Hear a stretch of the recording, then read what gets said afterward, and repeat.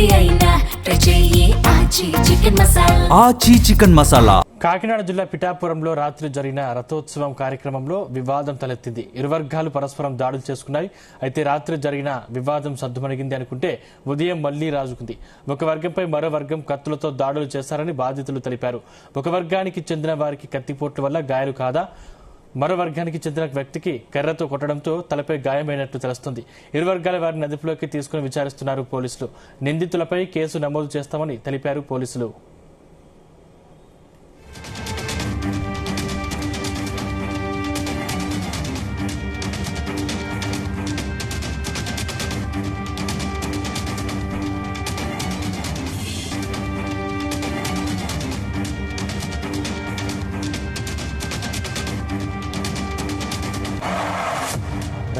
ఇదే అంశానికి సంబంధించిన మరిన్ని డీటెయిల్స్ మా కాకినాడ ప్రతినిధి సాంబశివరావు అందిస్తారు. Sambasivarao, good evening Sandeep. కాకినాడ జిల్లా పిఠాపురం ఇది ఉప ముఖ్యమంత్రి పవన్ కళ్యాణ్ ప్రాతినిధ్యం వహిస్తున్న నియోజకవర్గం కావడంతో దీనికి చాలా ప్రాధాన్యత ఏర్పడింది. ఇక్కడ మహాశివరాత్రి ఉత్సవాలు అంటే పిఠాపురం పాదగయ క్షేత్రంగా గయాసురుడి పాదాలపైన క్షేత్రంగా గుర్తింపబడింది. ఇక్కడ ఉమాకుప్తేశ్వర స్వామి మహాశివరాత్రి ఉత్సవాలకు 1,00,000 మంది పైగా భక్తులు రావడం జరిగింది. ఈ సందర్భంగా ఇటు దేవాదాయ శాఖ అసిస్టెంట్ కమిషనర్, అదేవిధంగా సిబ్బందితో పాటు ముఖ్యంగా జిల్లా ఎస్పీ, జిల్లా కలెక్టర్ కూడా ఇక్కడ ఉత్సవాలపై దృష్టి సారించారు.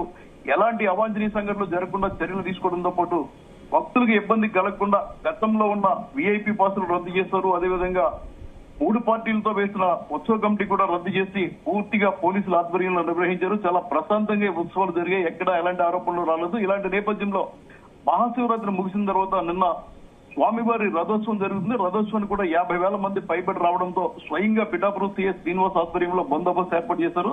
ఈ సందర్భంగా పిఠాపురంలోని కరివేపాకు నగర్, అయితే నగర్ కి చెందిన యువకుల మధ్య స్వల్ప ఘర్షణ జరిగింది. అక్కడ సర్ది చెప్పడం జరిగింది. అదేవిధంగా ఇదే సందర్భంలో ఈ పిఠాపురం పాదగయకి సంబంధించిన ఒక ఉద్యోగిపై కూడా కొందరు స్థానికులు దాడికి ప్రయత్నిస్తే పోలీసులు దాన్ని సమర్థవంతంగా తిప్పికొట్టడం జరిగింది. దీంతో ఈ గొడవ సద్దుమణిగింది అనుకున్నారు. అయితే ఇది పాత కక్షలు దృష్టిలో పెట్టుకుని ఇవాళ మళ్లీ గొడవలు జరిగినాయి. ఈ కరివేపాకుపేట, అయితే నగర్ యువకుల మధ్య జరిగిన గొడవ కక్షగా మారిపోయింది. ఈ రోజు మధ్యాహ్నం కరివేపాకుపేట యువకులు కత్తులు, కర్రలతో అయితే నగర్ యువకులపై దాడి చేశారని, ఈ ఘటనలో 4 యువకులు గాయపడగా తీవ్రంగా గాయపడిన 3 మెరుగైన వైద్యం కోసం కాకినాడ ప్రభుత్వ ఆసుపత్రికి తరలించినట్లు స్థానికులు తెలిపారు. అయితే పోలీసులు మాత్రం ఇక్కడ ఎలాంటి కత్తులు వాడలేదు, ఒకరినొకరు దాడి చేసుకున్నారు, గాయాలు మాత్రమైనా. ఇది దీనిపై 2 వర్గాలను కూడా విచారిస్తున్నాము, కేసులు పెట్టడం జరిగిందని చెప్పారు. ఈ సమాచారం ఉప ముఖ్యమంత్రి పవన్ కళ్యాణ్ దృష్టికి కూడా స్థానికులు తీసుకెళ్లినట్లు చెప్తున్నారు. దీంతో దీనికి ప్రాధాన్యత ఏర్పడింది. ఎలాంటి అవాంఛనీయ సంఘటనలు జరగకుండా గతంలో ఎప్పుడు లేని విధంగా పూర్తి ప్రశాంత వాతావరణంలో పిఠాపురం పాదగయలో మహాశివరాత్రి వేడుకలు జరిగిన సందర్భంగా అందరినీ అభినందిస్తున్న సందర్భంగా ఈ వివాదం చోటు చేసుకుంది. దీంతో అసలు ఎందుకు జరిగింది, ఈ 2 ప్రాంతాలకు చెందిన ఒకే సామాజిక వర్గం వారు ఎందుకు తలపడ్డారు, ఎక్కడ వివాదం జరిగిందన్న దాని మీద కూడా వాళ్ళు విచారణ జరుపుతున్నారు. అయితే ఈ పిఠాపురం రథోత్సవానికి గొడవకి సంబంధం లేదు, ఎందుకంటే వీళ్ళు బయట నుంచి చూడడానికి వచ్చిన వాళ్ళు మాత్రమే కూడా ఆలయ వర్గాలు వెల్లడించే. మొత్తం అయితే సమస్యలు అంటే గాయపడ్డ వారి పరిస్థితి ఎలా ఉంది? పోలీసులు ఎవరి మీద కేసులు నమోదు చేశారా? పోలీసులు ప్రస్తుతానికి 2 వర్గాలను అదుపులో తీసుకుని ఇక్కడ జరిగిన ఏదైతే బాధితులు ఇచ్చారో మన పిఠాపురం ఆసుపత్రి నుంచి ఎమ్మెల్సీ కేసుగా నమోదైన తర్వాత దాని ఆధారంగా పోలీసులు పిఠాపురం టౌన్ పోలీసులు కేసు నమోదు చేయడం జరిగింది. పోలీసులు మాత్రం 2 వర్గాలను విచారిస్తున్నారు. అదేవిధంగా డిప్యూటీ సీఎం కూడా దీనిపై దృష్టి సారించడంతో పోలీసులు ఆచితూచి అడుగేస్తున్నారు. ఎలాంటి తొందరపాటు నిర్ణయాలు తీసుకోవట్లేదు. పూర్తిగా గొడవకి కారణం ఎవరైతే ఉన్నారో, దాడులు చేస్తారో వారిని మాత్రం ఖచ్చితంగా అదుపులో తీసుకుంటాం, కేసులు నమోదు చేస్తామని చెప్పడం జరిగింది. అయితే వాళ్ళు మాత్రం కత్తులు వినియోగించలేదని పోలీసు వర్గాలు చెప్తున్నట్లు.